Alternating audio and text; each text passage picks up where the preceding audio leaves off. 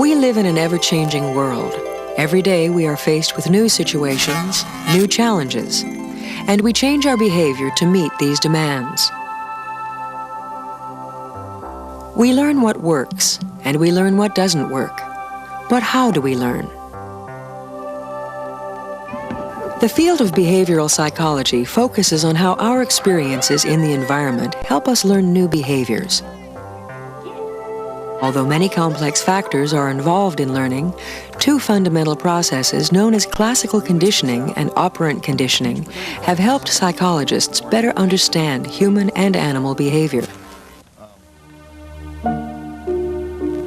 Around the turn of the century, the great Russian physiologist Ivan Pavlov made an accidental discovery that was to become a landmark in the field of learning.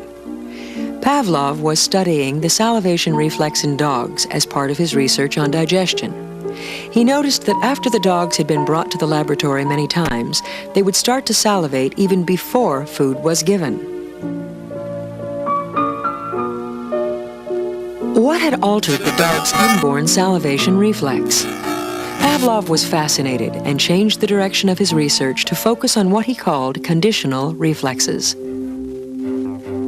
Pavlov knew that placing food in the dog's mouth naturally caused salivation. The unconditioned stimulus food produced the unconditioned response, salivation. Through a series of ingenious experiments, he found that if a new and unrelated stimulus, like a bell, was repeatedly sounded before the food was given, the dogs would learn to salivate when they heard the bell, even when no food followed. The conditioned stimulus, the bell, produced the conditioned response, salivation. Moreover, almost any type of stimulus when paired with food could produce salivation. This process of learning by association became known as classical conditioning.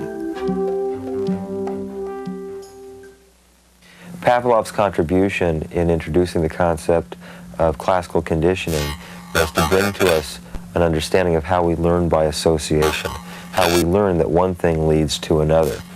This has been particularly important in helping us understand how certain autonomic or automatic physiological responses come to occur in new situations in which they didn't normally occur. One practical application of classical conditioning is the work of Dr. John Garcia, who confronted the problem of coyotes who would attack farmers' livestock. Destroying these predators upsets the delicate ecological balance, but how else could these animals be controlled? Psychologists John Garcia and Carl Gustavusson developed a new strategy based on the concepts of classical conditioning. Lamb meat is laced with lithium chloride, a chemical that produces nausea when eaten. The treated meat is then wrapped in sheep hide and put out as bait near grazing flocks. When the coyotes eat the bait, they immediately become sick and vomit. The predators quickly learn to associate sheep with nausea and actively avoid the animals. More and more, ranchers are using this approach to protect their flocks while preserving the delicate ecology of the rangelands. Classical conditioning also applies to the human animal. Just waking up in the morning knowing for a fact that I have to be in the hospital in 30 minutes really makes me sick and tired. And after breakfast I usually end up throwing up, just the thought of coming.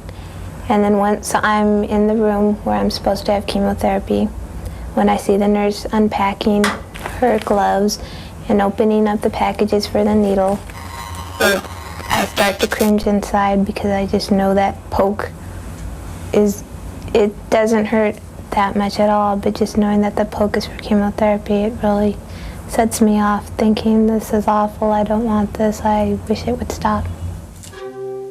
Lee is 17 and has leukemia. She comes to the hospital for chemotherapy, which has been successful. But the side effects of the drug treatments, especially nausea, are a persistent problem.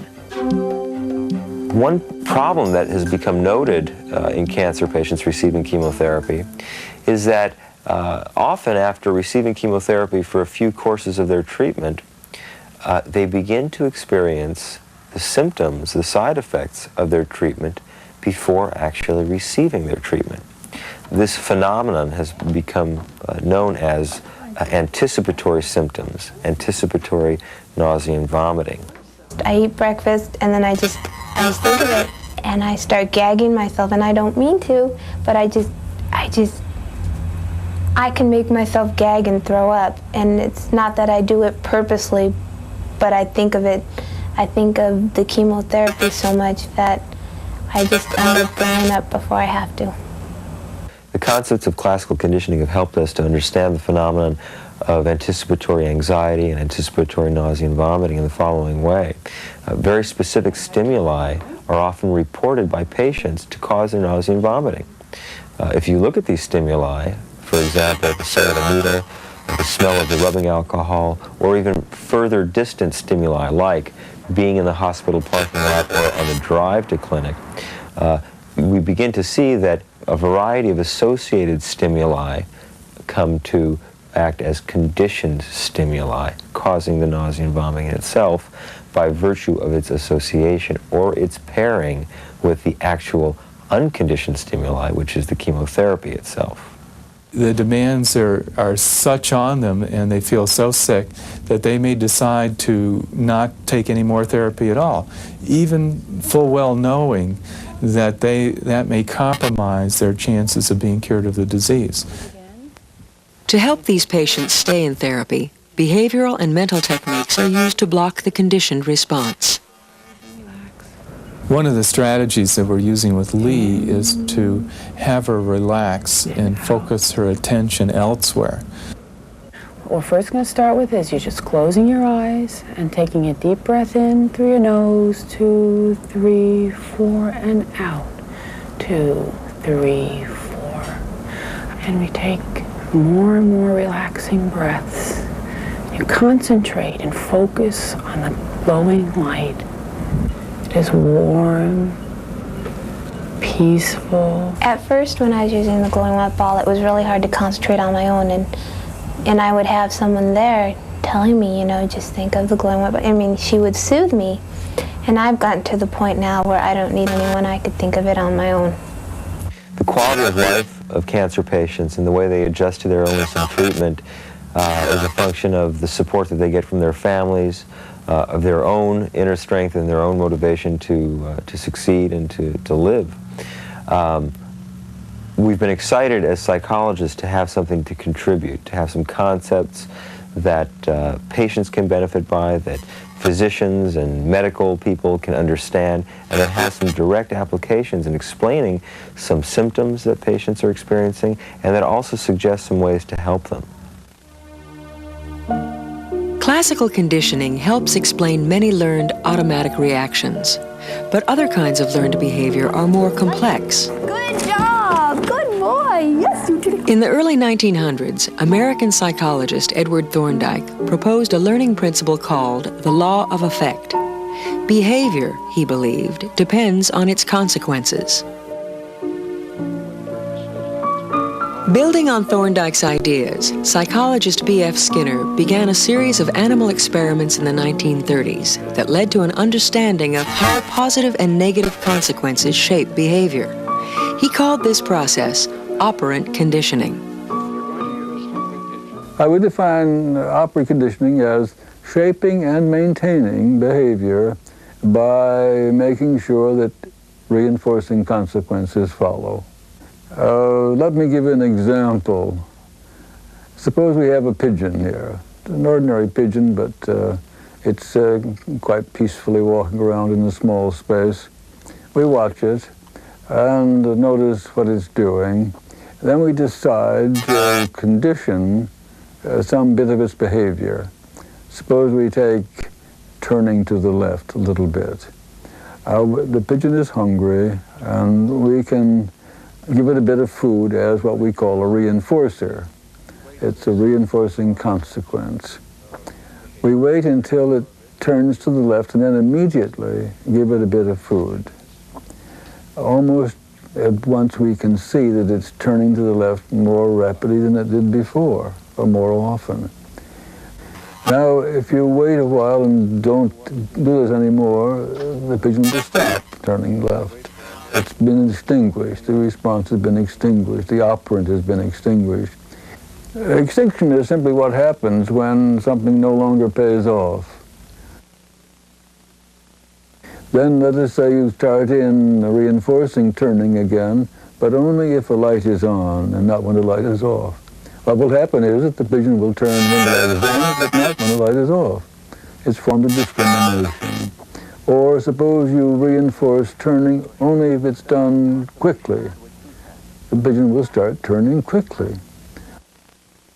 Or you can put it on a schedule of reinforcement, reinforce every so often.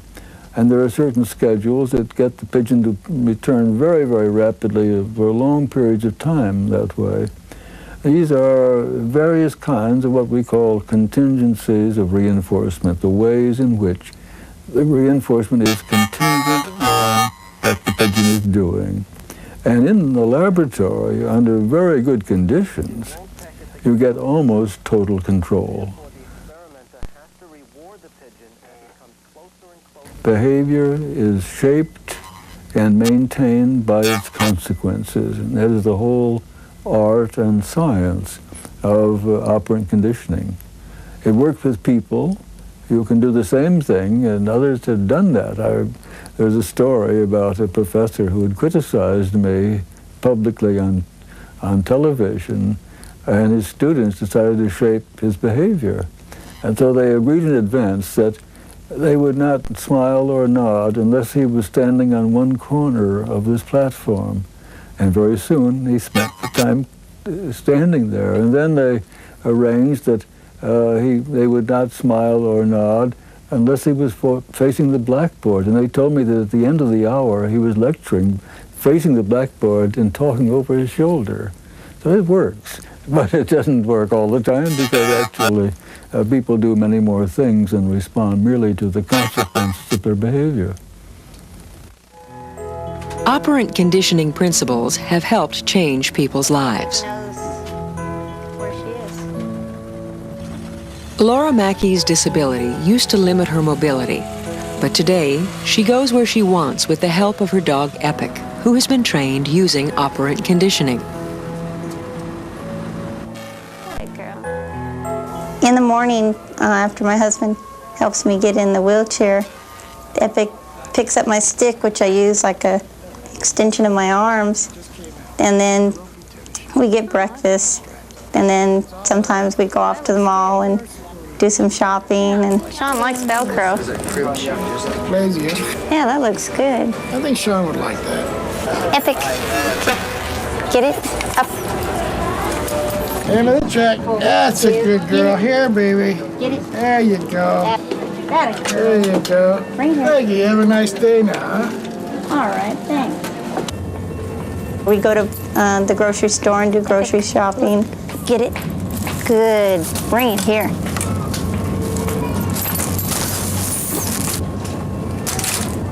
Get it? That's it. We pick up the boys at school, you know, in the afternoon, and we come home, we cook dinner. Get it. Okay, come. That's it. Get it. Bring it here. Hold. Bring it here. Good. Well, how was your day so far? Oh, pretty good. Went to the mall for a while. Laura was born with spinal muscular atrophy, which causes severe muscle weakness. Though she always needed assistance, Laura graduated from college, married, and gave birth to their son, Sean. When he got around age 2 or 3, he started helping around too, picking up the things I dropped or helping me reach things or climbing on counters to get something out for me. And when he got around the age of 4, about the time where I knew next year he was going to be starting kindergarten, I knew I was going to need somebody because my husband worked. So I had heard about Canine Companions. The purpose of the organization is to provide the highest degree of independence possible for people with disability. We're meeting a need that no other organization has ever met before. And that is, I mean, there are guide dogs for blind people, but there have never been any type of dogs, service dogs, signal dogs, for people who have other impairments. The training of dogs like Epic is based on operant conditioning, systematically rewarding correct behavior. It begins when puppies are placed in loving foster families who learn to teach them the basic commands, like sit or get it. Sit. Waiter. Sit. Good boy. Come here. Jump over. That's it. Come here. Puppy, puppy. Emmy, you stay.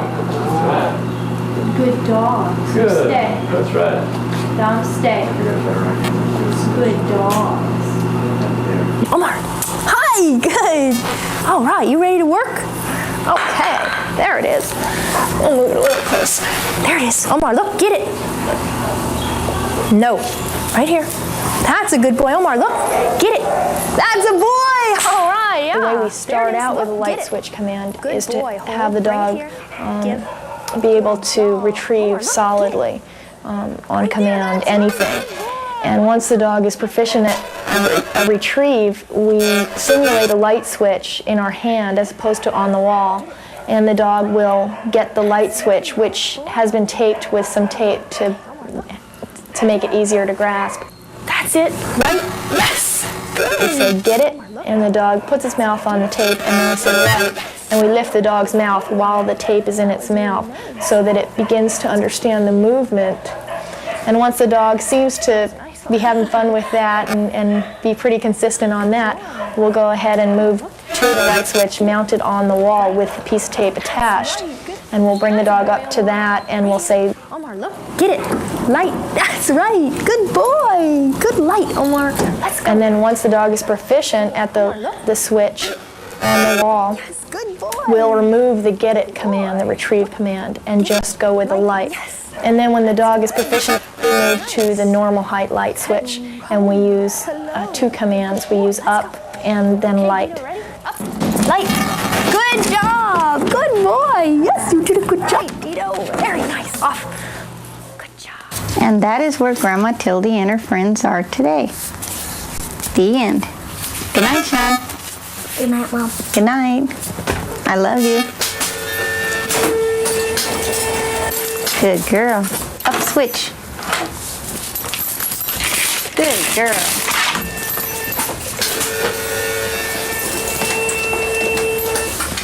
It seems to me once they've been taught things that they just continually keep on learning. You know, I've changed commands to make new commands, like to close the door or to take my socks off. Those weren't things that she was taught, but I combined commands, and I used a command, up switch, close the door. After just a day or two, I dropped the up switch, close the door, and just started using close the door.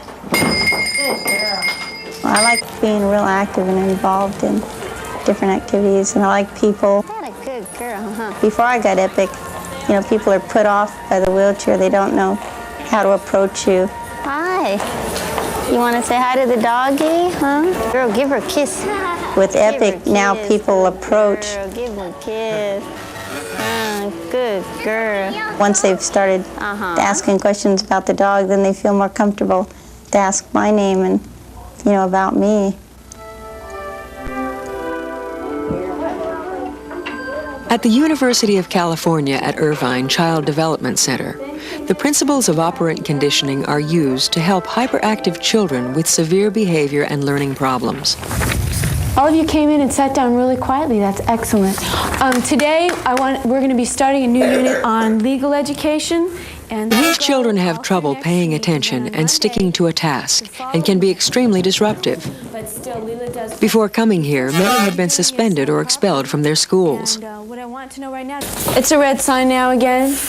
This highly structured environment uses behavior modification techniques in teaching both academic subjects and social skills. Positive behavior is monitored and reinforced in a token economy. The token economy is essentially a point system where children earn points for appropriate behavior, and they may lose points for inappropriate behavior.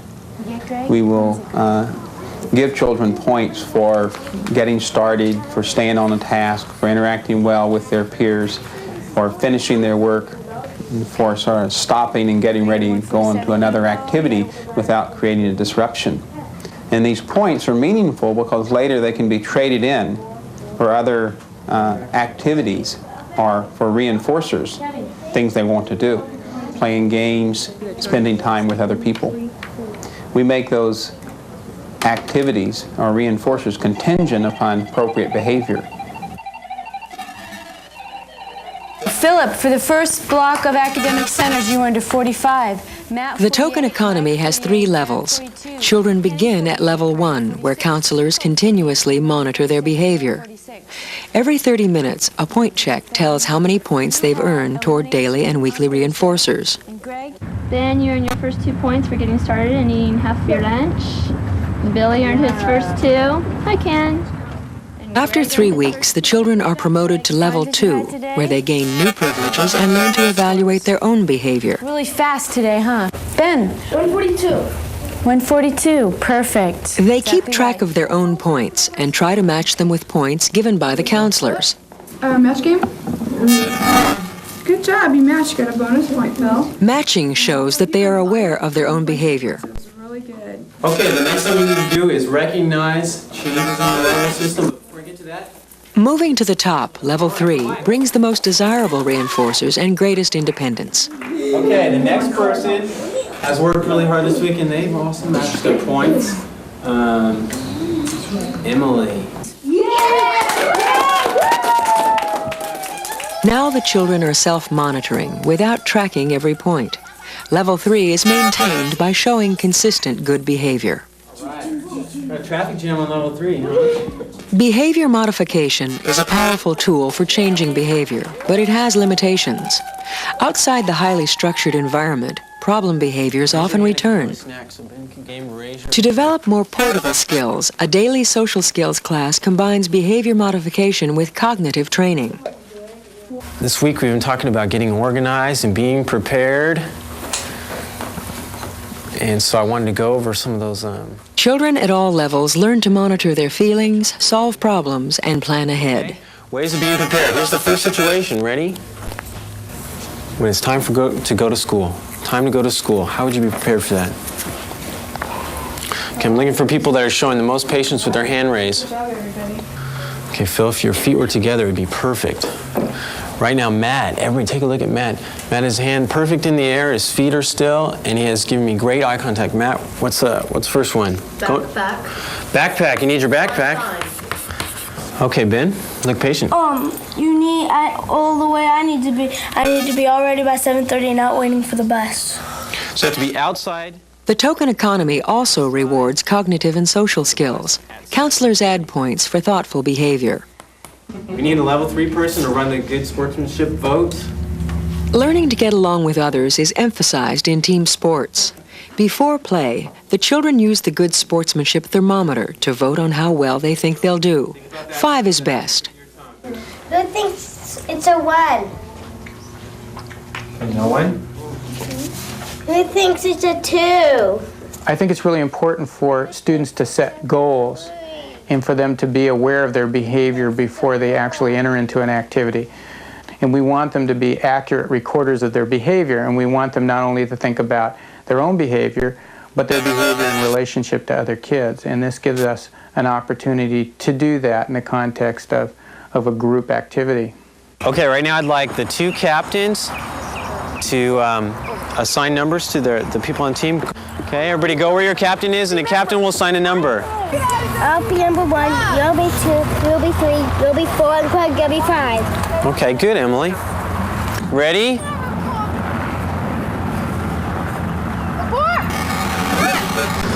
Oh, good paying attention, man. Hey guys, Mike had a good try over here. What could you say to him? Way to keep the thumb up. Way to go. Okay, ready?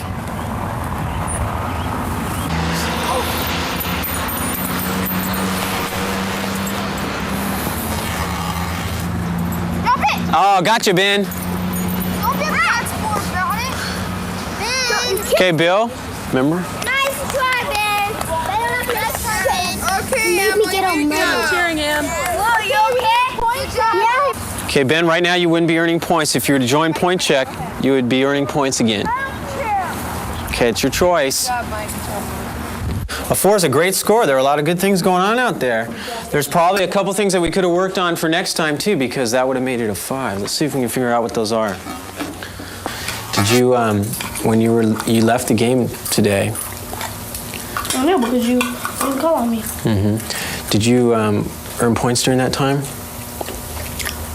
No. No. Okay. When you came back though, were you earning points then? You were earning a little points then? Yeah, I saw you come back and start earning points. I liked it better when you were in the game. If you liked it better when Ben was participating in the game, raise your hand. I'm just wondering from the other people. Okay, when Ben came back to the game, you liked him there. Let's see, 1, 2, 3, 4, 5, 6 people would rather have you in the game, Ben. Okay. Pick up clothes, books, and toys. Parents also help by learning to use behavior modification techniques, including a token economy system, at home. And if he does it without being told, it's 10. If I have to tell him, it's 5. He has been exactly 2 months in the program, and he is a different person, and I am a different person. Good for you. Good for you. Just as these parents have learned, behavioral principles provide us with an effective tool for understanding and solving certain kinds of problems.